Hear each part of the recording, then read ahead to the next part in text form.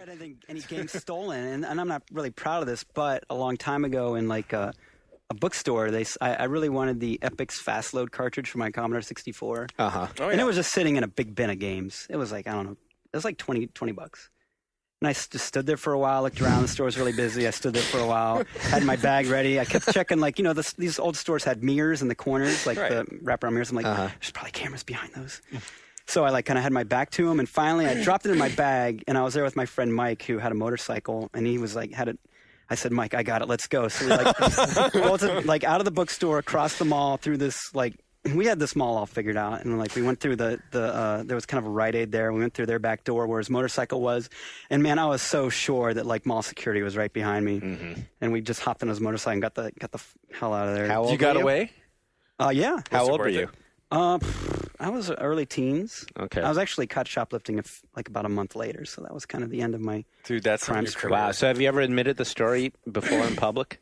This whole crime spree of yours? We're I don't podcasting, think by the so. Yeah, I think the statute of limitations is probably expired on stealing an Epix your- Fast Load cartridge. That was It was ill-gotten. It was well enjoyed ill-gotten gains, though. I did that too.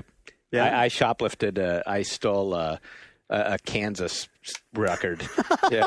Dude, okay. So the joke was on me because I took it home and I had to listen to Kansas. So, Carry on, Dust my in the wayward wind. son. Fuck! I stole this. I got caught and had to go to juvenile hall for stealing 2 cassette tapes. Well, in high now we can school. see the common thread amongst gaming editors. Here's this story. You got to listen to yours, but mine, it was at Tower Records, and I went with this kid who, it was the same brothers, Jason and Shane. I talked to you a little bit about them before, about one of them's shitty underpants we found behind that drawer. guy. So that guy. That He's now a classic podcast character. legend. So when we got busted and they drag us back into security, the guy's like, well, let's see what you kids have.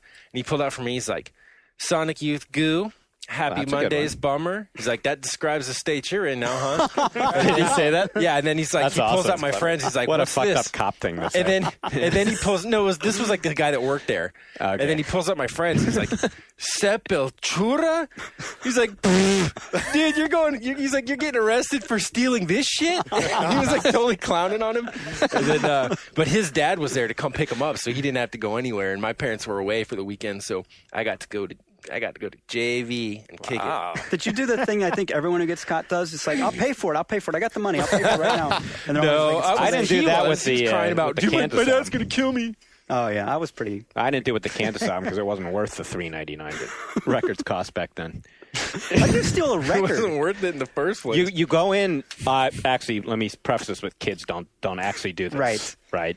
Needless to say, I learned my lesson. Crime doesn't pay. idiotic But stuff. but what we did though was we brought in a bag from that store from records we had actually bought in the past. So we were holding a bag from Music Plus, which was the name of the store, with records in it, and then we just slipped the new one in the bag. You just got the 2-for-1 deal. Basically, yeah.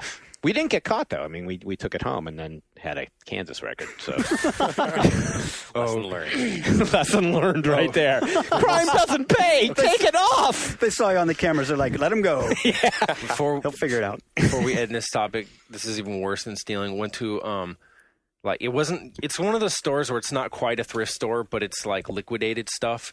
They have Grocery Outlet and it's the grocery version, call it Gross Out, but they have one for like other non-perishables thing. And we went Right. there and we're changing the stickers. So it's like, you just put, which is the same as stealing, of course, but it's like we just put like a sticker, it's like 15 cents on all this stuff. And the part of the thing there is that the clerks were special needs, might be a politic way of saying Be that. nice. Yeah. Yeah. And so as we're going through the counter, the person I'm with is just like, they're just like, oh man, it's so cheap here. I love it. And the clerk was like, yeah, it's so cheap. And we're just like, it's so cheap. It's almost like stealing. Oh man. Oh man. You can't stealing and mocking the people you're stealing from.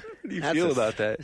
I don't feel good. I feel bad. What did karma do to him later? Yeah, really. I think we all need to go do some volunteer work when this podcast is over. Yeah.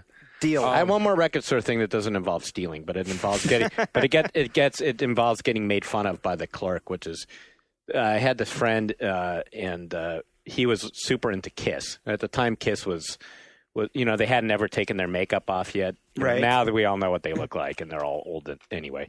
But at the time, they were cool, and they were the guys in the mass. And so my friend was in the Kiss Army, which he had to like mail away for, and he got a little sticker and all that stuff. I wasn't in the Kiss Army because I didn't like Kiss, but he was. And the new Kiss album was going to come out any day now. It was Love Gun was the name of the record. And my friend was just dying for Love Gun to come out. And, and so we went into the record store after school one day, and, it was back pre-internet, you didn't know when shit was coming out, whatever. So he goes up to the clerk and he says, "Hey, can you tell me when Love Gun's coming out?"